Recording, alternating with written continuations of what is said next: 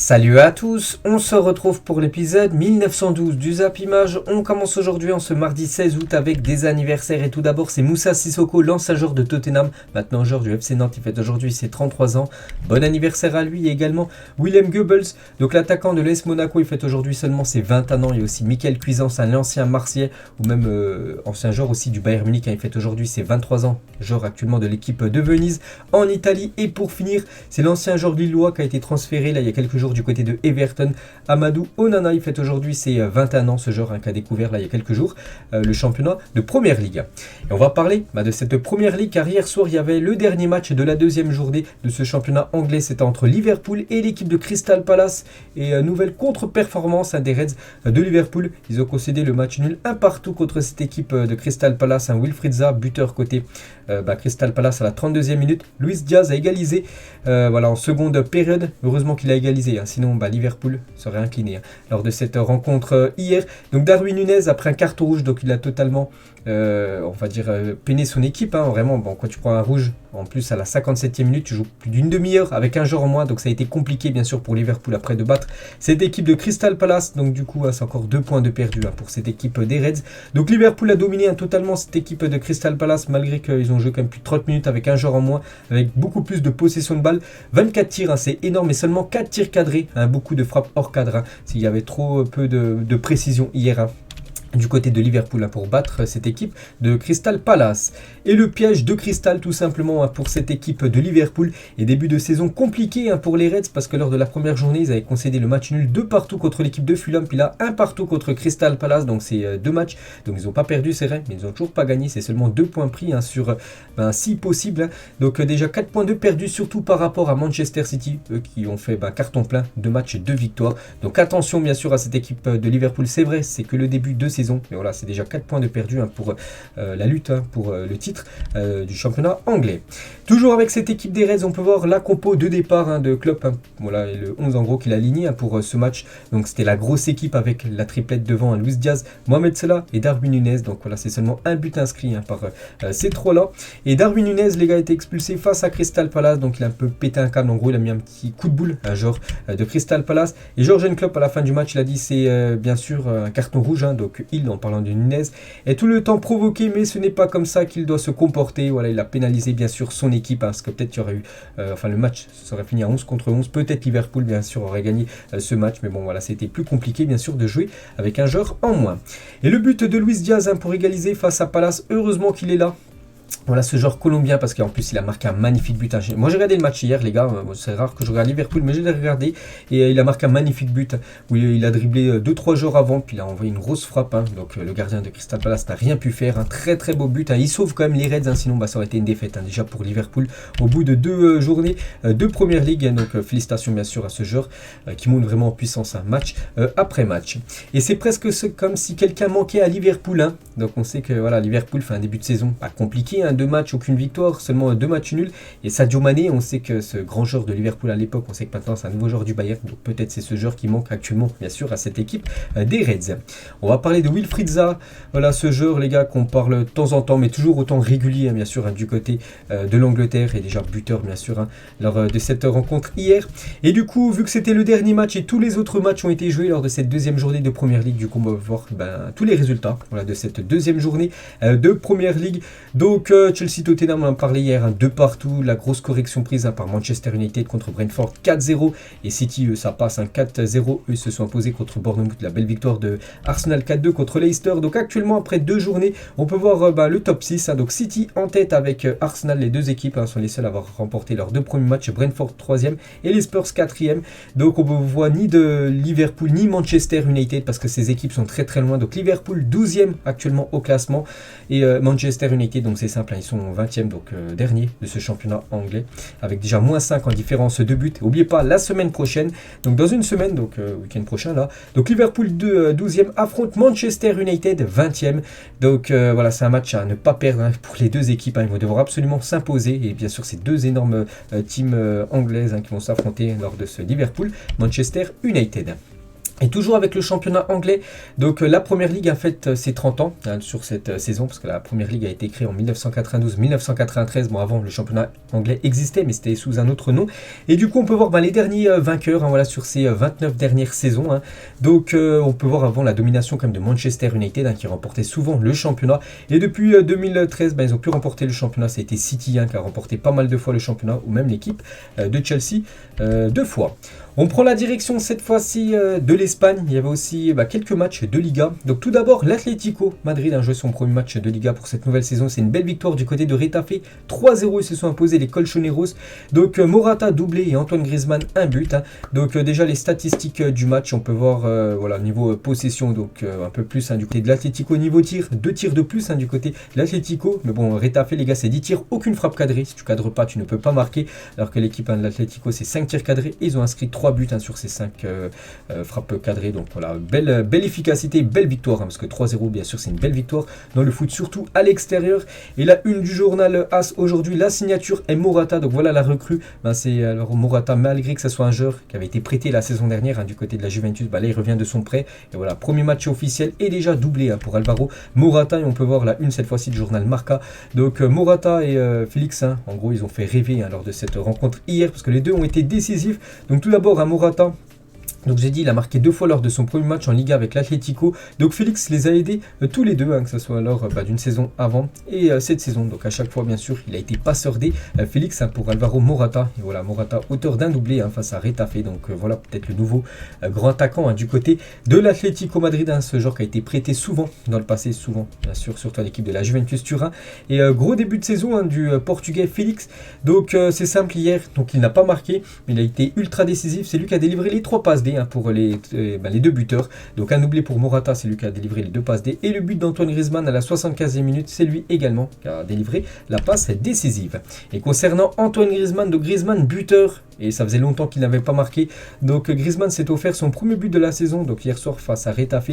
Il n'avait plus marqué depuis le 6 janvier dernier en Coupe du Roi. Donc voilà, cette mauvaise série de plusieurs mois quand même sans marquer lors d'un match officiel. Et enfin c'est fini, on va dire, pour Antoine Griezmann. Donc il a commencé sur le banc, donc il est rentré en cours de jeu, il a été décisif, et bien sûr c'est une très bonne nouvelle pour Antoine Griezmann, aussi pour l'équipe de France, parce que vous savez que dans quelques mois il y a la Coupe du Monde qui commence.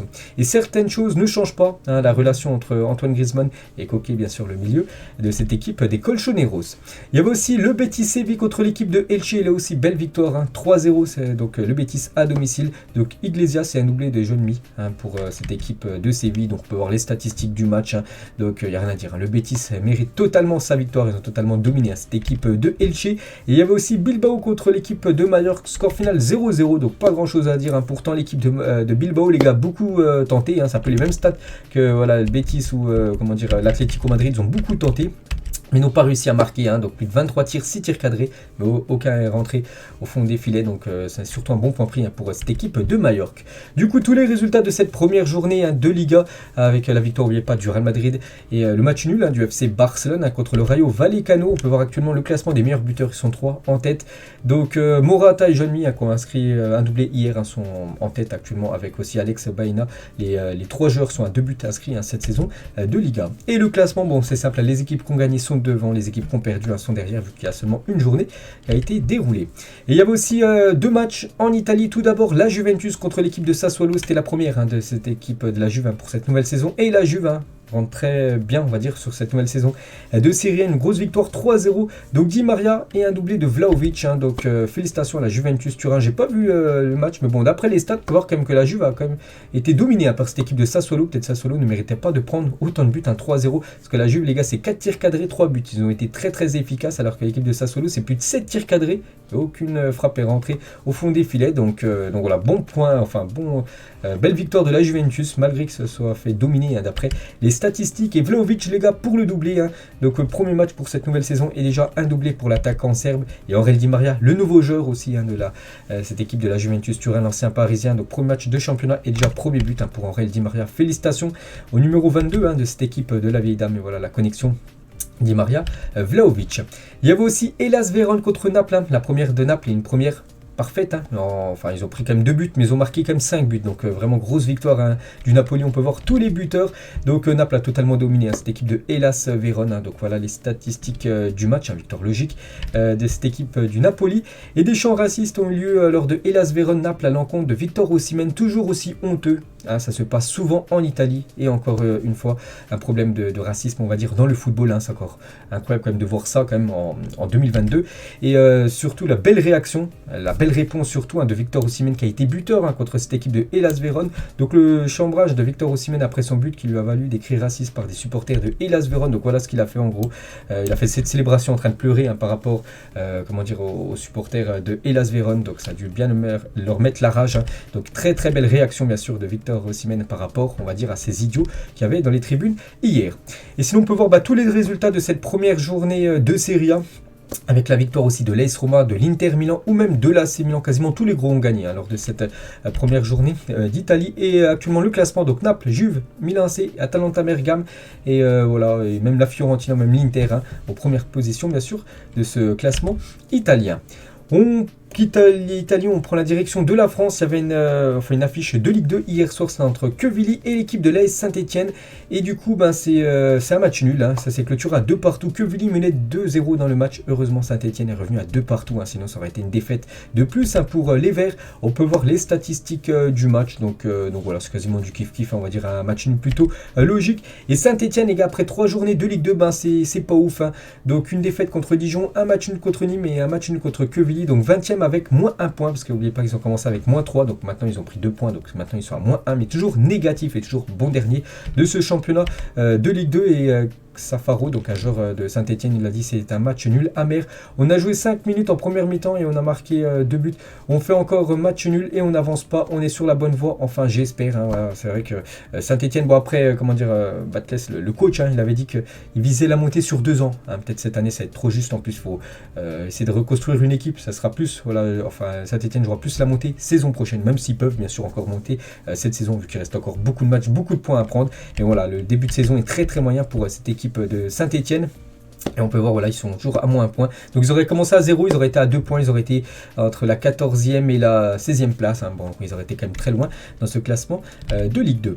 On va parler cette fois-ci de la Ligue 1. Regardez l'équipe type de la deuxième journée de Ligue 1. Donc en gros, les meilleurs joueurs sur le championnat français. On peut voir Neymar, les gars, de nouveau, lors des 2 premiers matchs.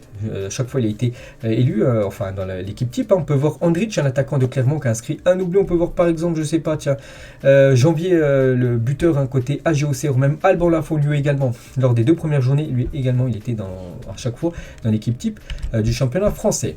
Et on peut voir la VAR, facteur décisif. 12 pénaltys ont été sifflés lors des 2 premières journées de championnat, une première depuis 35 ans. C'est qu'il y a eu beaucoup de pénaltys sifflés lors des 2 premières journées de Ligue 1. C'est une première quand même depuis plus de 35 ans. Une petite info de plus sur ce championnat de Ligue 1 et la Ligue 1 et les autres gros championnats européens. En gros, le top 5, on peut voir que la Ligue 1, il y a eu 28 buts inscrits lors de cette deuxième journée de Ligue 1. Donc ex aequo avec la Bundesliga et la Première Ligue. N'oubliez pas que la Ligue 1, il y a une journée en moins. Donc au même niveau en gros que la Bundesliga, il y a eu 9 matchs. Donc la Liga, 21 buts. Il a serré, il y a eu 34 buts lors de cette première journée qui s'est déroulée ce week-end. Regardez la une aujourd'hui du journal L'Équipe et ça parle du Paris Saint-Germain dans les coulisses du Mercato. Et voilà, on a grandi un petit peu. Donc après la nomination du duo Campos-Galtier, début juillet, une nouvelle organisation a été mise en place pour gérer les transferts parisiens. Le conseil sportif portugais s'appuie très fortement sur Antero Henrique, l'ancien directeur sportif du PSG. Donc voilà la une aujourd'hui du journal L'Équipe. Ça parle du Paris Saint-Germain. On va parler actuellement des départs parce que le PSG doit vendre avant le 31 août prochain. Et l'objectif du PSG sur le mercato cette semaine, donc déjà vendre Kehrer. West Ham est le plus avancé sur ce dossier. Donc voilà, Thilo Kehrer pourrait prendre la direction de la première ligue, surtout que West Ham, on va parler tout à l'heure, les gars, ils doivent recruter bien sûr en défense. Donc terminer les échanges avec Naples et Keylor Navas. On a Navas aussi pressenti pour être un futur joueur du championnat italien et trouver une solution pour Icardi. Icardi, actuellement, il faut lui trouver un autre club parce que Galtier ne compte pas du tout, bien sûr, sur l'attaquant argentin pour cette future saison. Et concernant les arrivées du côté de Paris. Donc Marcus Rashford, on en avait parlé il y a quelques jours et ça se confirme que le PSG est vraiment intéressé. Donc le PSG prépare une énorme offre pour Marcus Rashford qui plaît énormément à Luis Campos. La piste a notamment été approuvée par Kylian Mbappé d'après le journal The Time, donc c'est un journal sportif anglais en gros. Donc voilà, Marcus Rashford les gars, c'est vraiment sérieux du côté de Paris, il pourrait débarquer avant le 31 août prochain du côté de la capitale française. Et on va parler de la brouille hier que j'avais dit entre Neymar et Kylian Mbappé. Et Luis Campos a recadré Neymar et Mbappé après la brouille contre Montpellier. Donc il a indiqué que leur comportement ne devrait pas nuire à l'équipe, surtout que le PSG actuellement tout va bien, les résultats sont là. Le PSG produit du très bon jeu, donc ça sert à rien voilà, que le PSG se mette une épine dans le pied, en plus tout seul par rapport à quelque chose de très minime. Donc voilà, Luis Campos a recadré Neymar et Mbappé pour apaiser on va dire les tensions. Et samedi soir, certains cadres du vestiaire parisien, donc Sergio Ramos, ont parlé à Neymar et Mbappé pour faire aussi redescendre la tension. Donc voilà, Sergio Ramos aussi très bon en ce début de saison sur le terrain et aussi très important aussi dans le vestiaire, on le sait, qu'il a un leadership énorme qu'il avait du côté du Real, il l'apporte là du côté de Paris. Il a parlé aussi à Neymar et Mbappé pour essayer que tout ça aille mieux bien sûr entre les deux stars parisiennes. On va parler de Léo Messi les gars, vous savez que Léo Messi n'est pas dans la liste des 30 joueurs peuvent remporter le Ballon d'Or, et Gaston Rensondo, donc c'est un journaliste argentin sur l'absence de Léo Messi au Ballon d'Or, c'est de l'irrespect pour les Français. Il y a 30 joueurs qui étaient meilleurs que Messi, 30, pas 3, pas 5, pas 10, 30. Ronaldo a lui eu le droit à du respect vu que Ronaldo bien sûr dans la liste des 30, donc du côté de l'Argentine ça passe pas du tout, que Léo Messi ne figure même pas dans la liste des 30 joueurs bien sûr nommés pour remporter ce futur Ballon d'Or. On va parler cette fois-ci de l'Olympique de Marseille, et ce matin du côté de la commanderie, donc le centre d'entraînement du côté de Marseille, il y avait des tags, donc je vous les lire, donc Longoria, Tudor, Castois et Payet et Dieng avec un petit cœur. Donc voilà, des supporters de Marseille ont mis, ils ont dit leur ressenti par rapport au nouveau coach, bien sûr, Igor Tudor, Castois, donc en gros quitte le club. Et Igor Tudor les gars ne titularise pas Dimitri Payet car il estime qu'il n'est pas assez en forme physiquement pour commencer les matchs. Cette décision ne serait donc pas liée aux tensions de l'intersaison entre l'entraîneur et certains leaders du vestiaire. Donc voilà en gros pourquoi Payet a commencé les deux matchs contre Reims et contre Brest sur le banc, parce qu'en gros il n'est pas prêt physiquement d'après le coach marseillais. Donc voilà, c'est un petit peu compliqué on va dire, malgré que les résultats sont quand même là, parce qu'une victoire, un match nul c'est plutôt pas mal on va dire pour cette équipe de Marseille en ce début de saison. Et ce moment existe, c'était lors d'un classique français entre le PSG et l'équipe de Marseille, c'était au Vélodrome, le PSG menait 2-1 et regardez ce joueur de Marseille, je n'arrive pas à voir c'est qui de dos, numéro 14, regardez ce qu'il avait fait devant Serge Aurier, donc il s'était mis les deux pieds sur le ballon, donc incroyable bien sûr cette photo. On va parler de la Ligue des Champions, donc bientôt c'est le tirage au sort, voilà, des phases de poule de Ligue des Champions, il y a encore 6 places à décerner, c'est simple, on peut voir les 6 barrages, donc à chaque fois l'équipe qui gagnera lors d'un match aller, match retour, donc se qualifiera pour les matchs de poule de Ligue des Champions. N'oubliez pas que le PSV qui a éliminé l'AS Monaco va jouer contre Glasgow Rangers, donc les 3 premières affiches de ce tableau, c'est ce soir, les 3 dernières seront demain, et les matchs retour ça sera semaine prochaine, donc en gros les vainqueurs seront qualifiés bien sûr pour les matchs de poule de Champions League. On va parler de Chelsea et on va parler d'une mauvaise nouvelle pour les Blues et aussi pour l'équipe de France. N'Golo Kanté sera absent un mois à cause d'une lésion à l'ischio de la cuisse. Il s'est blessé lors du match contre Tottenham et du coup il devrait être absent un mois et du coup il devrait même pas jouer avec, il devrait être forfait lors du prochain rassemblement avec l'équipe de France. Le prochain rassemblement est prévu le 19 septembre prochain, là, dans un peu plus d'un mois. Et voilà, N'Golo Kanté pourrait être forfait, donc ça c'est pas une bonne nouvelle parce que voilà, ces matchs-là, l'équipe de France, les prochains, malgré que l'équipe de France est déjà éliminée, vous savez, de la Ligue des Nations, donc ce seraient des matchs bien sûr pour préparer la future Coupe du Monde. Toujours avec Chelsea, donc Thomas Tuchel est visé par une enquête de la fédération anglaise pour ses propos à l'encontre d'Anthony Taylor hier après Chelsea-Tottenham. Vous savez qu'il a complètement pété un câble à la fin du match, il s'est embrouillé avec Antonio Conte, il a pris un carton rouge. Tuchel, la même chose aussi pour Antonio Conte, et il a aussi envoyé des mots envers Anthony Taylor qui était l'arbitre de la rencontre. Je ne pourrai pas coacher donc, le prochain match, vu que bien sûr il a pris un rouge, mais l'arbitre pourra arbitrer au prochain match. Il a posé la question, bien sûr ça passe pas du côté de l'Angleterre, rien que ces mots-là, et donc du coup il pourrait être même suspendu encore plusieurs matchs. Thomas Tuchel, le coach allemand qui a pété un câble avant-hier. Et toujours avec lui, pour vous dire qu'il était déchaîné. Donc Thomas Tuchel en conférence de presse après sa brouille avec Conte, vous savez qu'ils étaient, ils sont pas battus, mais bon, voilà, c'était très très chaud. Regardez il a montré ses muscles, voilà, pour dire qu'il était prêt, bien sûr, s'il y avait un affrontement avec le coach italien. Et voilà une petite photo des deux, bien sûr. Voilà cette petite photo, on va dire marrante, quand à la fin du match, Conte et Thomas Tuchel sont serrés la main. Et on peut voir Conte, les gars, comme s'il avait pris un électrochoc. Hein. Voilà, ces petits buzzers. Hein. Donc, une petite info, bref, insolite. Et c'est vrai qu'il n'y a pas que ces deux-là qui sont bruyants en tant qu'entraîneur. Donc, il y a eu, par exemple, à l'époque, un Conte de nouveau avec José Mourinho. Hein. Il y avait aussi Mourinho toujours avec Arsène Wenger, ou par exemple un peu plus, ça date, hein, le derby de Manchester entre Mancini, l'entraîneur de Manchester City, et Sir Alex Ferguson, l'ancien entraîneur des Red Devils. Bon, on va parler de Manchester United. Vous savez qu'actuellement la situation est très critique du côté de Manchester United. 2 matchs, 2 défaites, sont bons derniers du championnat. C'est incroyable pour une équipe comme Manchester United. Donc Erik ten Hag accepterait de se séparer de Cristiano Ronaldo seulement si un remplaçant lui serait trouvé. Voilà, parce que CR7, vous savez que c'est la tête d'affiche du côté de Manchester, et on sait depuis quelques temps qu'il veut quitter le club, et en plus avec les mauvais résultats, là c'est sûr, bien sûr Ronaldo veut aller voir ailleurs, et voilà, Erik ten Hag serait ok pour le lâcher, mais il va falloir trouver un remplaçant, et l'article de The Athletic UK, donc rajoute aussi que Morata et Vardy sont les pistes privilégiées du club pour renforcer son attaque. Donc voilà, si un des deux joueurs, ou bien sûr les deux, arrivent du côté de Manchester, Manchester pourrait peut-être laisser filer Cristiano Ronaldo. Il y a aussi un autre joueur, tout à l'heure je vous parlerai, qui pourrait peut-être rentrer dans la balance avec peut-être le futur club de CR7. Et la situation de Cristiano Ronaldo, elle est vraiment critique, donc elle est tellement tendue que le Portugais a été aperçu plusieurs fois en train de manger seul à sa table à la cantine de Manchester United.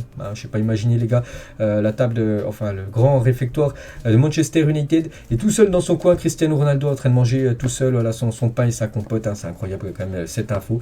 Donc voilà, pour vous montrer vraiment que c'est délicat actuellement la situation de CR7. Et CR7, il a été proposé par Jorge Mendes, voilà son agent, à 2 grands clubs italiens, l'Inter Milan et l'AC Milan, et les 2 clubs ont refusé parce que voilà, son salaire est trop gros pour eux, simplement pour l'assumer. Donc voilà, c'est toujours délicat. C'est vrai que les clubs se restreignent. C'est vrai qu'il y en a beaucoup qui ont refusé tout simplement de prendre Cristiano Ronaldo. Il faudrait absolument que CR7 descende son salaire. En plus, on sait que déjà qu'il est milliardaire et il pourrait bien sûr jouer pour un petit salaire quand même, Cristiano Ronaldo. Et peut-être le futur club, on a déjà parlé il y a quelques semaines, et il revient à la charge. Ce club, c'est l'Atlético Madrid, et Diego Simeone veut Cristiano Ronaldo à l'Atlético et veut faire la même chose qu'avec Luis Suarez. L'idée plaît à CR7. Le Jorge Mendes entretient d'excellentes relations avec les Colchoneros. Donc voilà les gars, vraiment un club, je pense, parfait, un club aussi disponible pour CR7. Ça resterait comme l'Atlético Madrid. Il reviendrait en Liga. Bon, il jouerait dans le club voisin où il avait été une légende avant, le Real Madrid. Mais voilà, l'Atlético joue la Ligue des Champions. L'Atlético peut viser bien sûr le titre de Liga. Ils peuvent remporter quand même quelques trophées. Donc voilà, ce serait, je pense, la meilleure solution pour Cristiano Ronaldo pour son futur. Et je dis qu'un joueur pour être dans la balance, les gars, c'est Matheus Cunha. Le départ de Matheus Cunha à Manchester United pourrait ouvrir une arrivée de Cristiano Ronaldo à l'Atlético Madrid. Donc Matheus Cunha, les gars, serait proche de signer du côté de Manchester United. Le joueur est estimé actuellement aux alentours des 50 millions d'euros. Donc peut-être Cunha du côté de Manchester, dans le sens inverse à Ronaldo du côté de Manchester, Cunha du côté de Manchester et Ronaldo du côté de l'Atlético. Voilà, je me suis un peu embrouillé.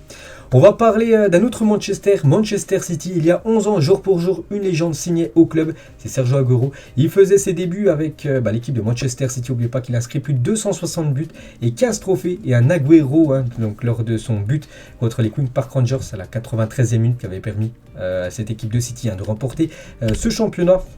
Donc voilà quelques photos lors de son parcours, lors de son séjour à une légende. N'oubliez pas qu'il y a une statue devant le stade de Manchester City, la légende Kun Agüero. Toujours avec Manchester City, donc il y a 2 ans, jour pour jour, c'était une énorme surprise parce que Manchester City sorti de la Ligue des Champions. Pourtant c'était le grand favori de cette confrontation contre l'équipe de Lyon. Donc il y a 2 ans, jour pour jour, Lyon créait la sensation en s'imposant 3-1 face à Manchester City en quart de finale de Ligue des Champions. Voilà, c'était il y a 2 ans, jour pour jour. Souvenez-vous bien sûr ce match incroyable. Les Lyonnais s'est imposé 3-1 quand même contre l'équipe de Manchester City. Donc voilà, donc City avait été éliminé. Pourtant c'est les grands favoris pour remporter déjà cette affiche et surtout cette compétition. N'oubliez pas les gars, c'était aussi du coup il y a 2 ans jour pour jour l'énorme raté de Raheem Sterling. Donc là il n'y avait pas 3-1, je crois qu'il y avait peut-être match nul 2-1 pour l'équipe de Lyon. Donc il aurait pu égaliser. Il était tout seul et il avait tiré le ballon au-dessus des cages alors qu'il n'y avait plus personne. C'était incroyable bien sûr le raté du nouveau joueur maintenant de Chelsea. On va parler de Benjamin Mendy. Vous savez que Benjamin Mendy n'est plus un footballeur actuellement parce qu'il a de gros problèmes avec la justice. Et ce qu'il faut retenir au fil des jours du procès de Benjamin Mendy qui se déroule actuellement, accusé par 7 femmes de 8 viols, une tentative de viol, une agression sexuelle. Donc voilà, il est de mauvais draps actuellement, Benjamin Mendy. Et le procureur, Timothy Gray, au tribunal de Chester, où se déroule bien sûr ce tribunal, on va dire, cette audience. Donc les accusations montrent que l'une des tâches de monsieur Saha, donc aucun lien avec l'ancien joueur, donc lui Saha bien sûr, donc pour Mendy, était de trouver des jeunes femmes et de créer des situations où elles pourraient être violées et agressées sexuellement. Donc voilà actuellement ce qu'il lui est reproché. Il risque entre 4 et 19 ans de prison quand même, Benjamin Mendy. Donc dès que j'ai des infos en plus, bien sûr, je vous dirai ça plus tard. On prend la direction de l'Espagne. Regardez la une aujourd'hui du Journal Sport et ça parle de latéral du côté de Barcelone. Opération latérale, donc côté gauche. Ça doit être Marcos Alonso, là, ça doit même être officiel dans la semaine. Et côté droit, parce que Xavi ne compte plus sur Sergino Dest. On peut voir que Araujo a joué défenseur droit contre le Rayo Vallecano. Mais Araujo, c'est plus un défenseur dans l'axe. Il n'a rien à faire sur le côté droit. Donc le Barça cherche absolument un défenseur droit. En plus, ils ont laissé filer Daniel Vess, et on peut voir ce joueur, cet ancien parisien Thomas Meunier, les gars, qui est pisté par cette équipe du FC Barcelone. Donc Dortmund demande 10 millions d'euros, le Barça veut pas mettre autant d'argent pour s'offrir l'ancien parisien. On peut voir cette liste de 5 défenseurs droits pistés par l'équipe du Barça. Donc Jérémy Frimpong, donc Wan-Bissaka, Juan Foyth, Diogo Dalot et Thomas Meunier. Donc voilà, parmi ces 5-là, un devrait arriver du côté du FC Barcelone pour jouer défenseur droit pour cette future saison. C'est que c'est des noms les supporters du Barça, j'ai regardé quelques infos sur les réseaux sociaux, sont pas très ouf. Donc peut-être le mieux, peut-être ça reste peut-être Foyth. Donc ce joueur. Mais bon, ça reste quand même très limité. Et voilà, sur le Twitter actualité Barça, donc en gros il y a plus de 23 000 votes, donc c'est énorme. Donc ils ont mis, il a mis 4 choix, parce qu'il peut mettre le 4 choix, il peut pas mettre Wan-Bissaka en plus. Donc parmi ces 4 là, si le Barça devrait en recruter un, donc ça reste comme Juan Foyth qui a reçu le plus, on va dire, de votes.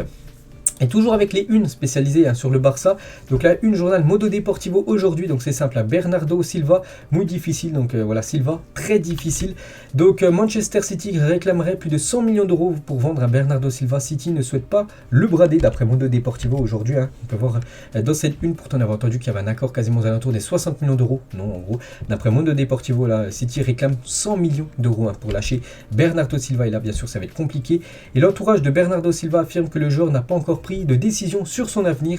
Donc chaque jour qui passe, le prix de Bernardo Silva augmente car City aurait moins de temps pour chercher un remplaçant. C'est vrai que si Silva quitte City, City devra trouver son remplaçant à la fin du mercato. La date, ça approche. Donc c'est pour ça, plus les jours avancent, plus son prix en gros augmente. Donc voilà, actuellement ça va être compliqué, c'est très difficile en gros, comme le résume bien sûr la une journal Modo Deportivo pour s'offrir Silva du côté de Barcelone. Et Raphaël van der Vaart, donc ancien joueur du Real Madrid, donc maintenant consultant sur une chaîne sportive néerlandaise, donc il parle du dossier Frenkie de Jong. Vous savez que le Barça aimerait que Frenkie de Jong descende son salaire. En gros, il divise son salaire par 2. Donc le Barça avec Frenkie de Jong, c'est une mafia et ils doivent être punis. Et Laporta n'arrête pas de rire partout avec sa grosse tête. Cet homme se prend pour un roi, mais je pense qu'il est un peu idiot. Donc voilà, quand même le gros clash, le gros pic envoyé par Van der Vaart à cette équipe blaugrana et aussi au président Juan Laporta.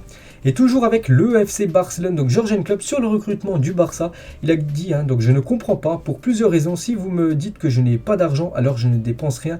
Je vois comme ça un fan de football. Je ne comprends pas. Donc voilà ce qu'il dit, c'est que le Barça, on avait dit qu'ils étaient dans gros problèmes financiers et vous avez en gros tout ce qu'a investi le FC Barcelone lors du dernier mercato. Donc il ne comprend pas d'où vient bien sûr cet argent côté Barça sur le dernier mercato. N'oubliez pas que le Barça a levé beaucoup de leviers économiques. En gros, l'argent vient de ces leviers économiques.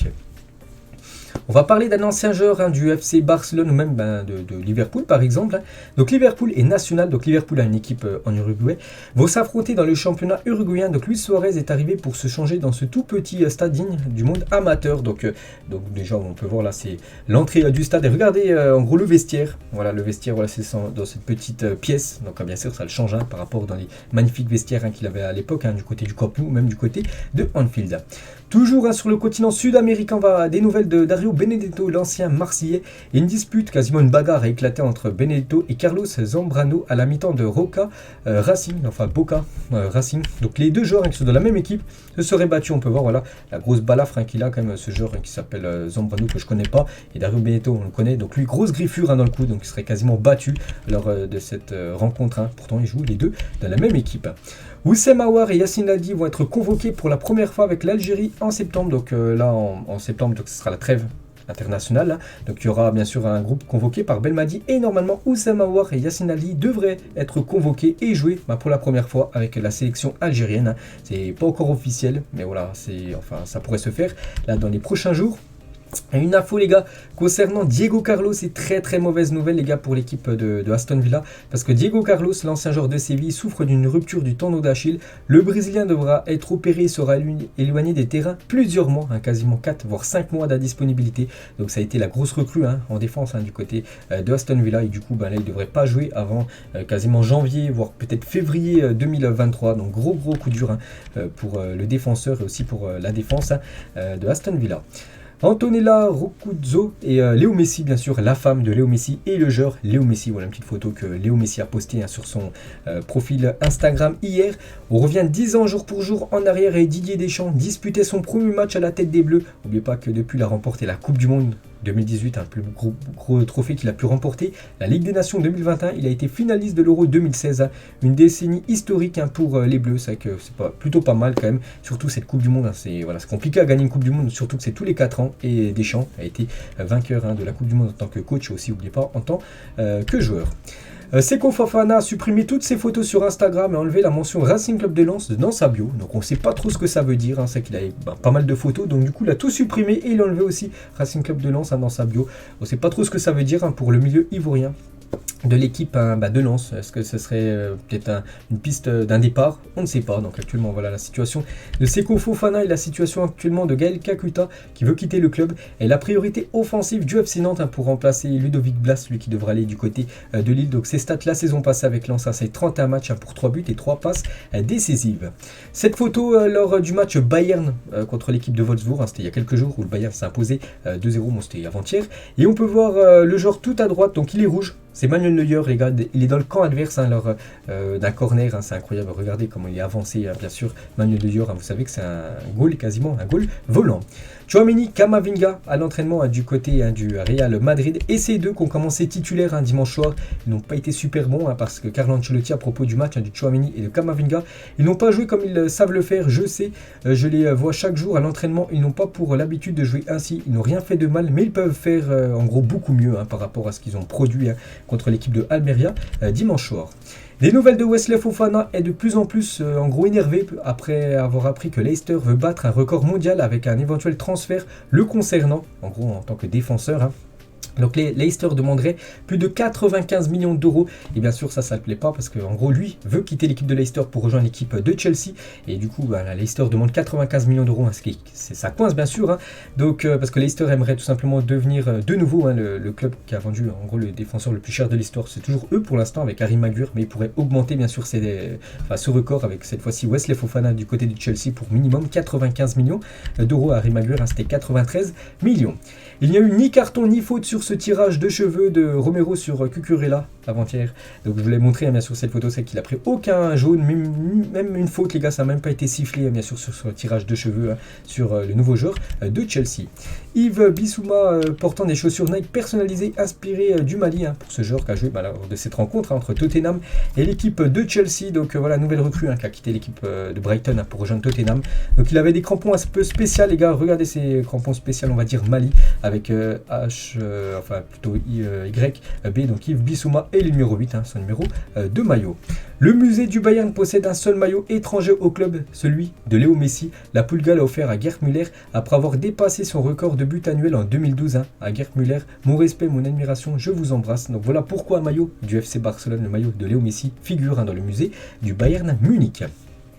Carlo Ancelotti sur les favoris à la Coupe du Monde, il a dit la France et le Brésil sont les équipes pour lui les plus fortes. Après je dirais l'Argentine car ils reviennent au top et il y a toujours Léo Messi. L'Espagne sera aussi une grosse équipe à surveiller, j'ajouterai aussi l'Angleterre et l'Allemagne. Donc en gros voilà les 6 nations pour lui favorites pour remporter cette future Coupe du Monde. Et on va parler d'une équipe qui avait atteint la finale en 2018, c'est la Croatie. Heureusement ils avaient perdu contre la France et voici à quoi devrait ressembler le maillot de la Croatie pour cette future Coupe du Monde. C'est pas encore officiel mais d'après Footy Insight ils ont fait fuiter ce nouveau maillot, donc il sera très beau bien sûr ce maillot pour cette équipe croate. Donc voilà les gars, la fin de cet épisode, j'espère que ça vous a plu, on se retrouve demain pour le prochain numéro, bonne journée à vous et à demain.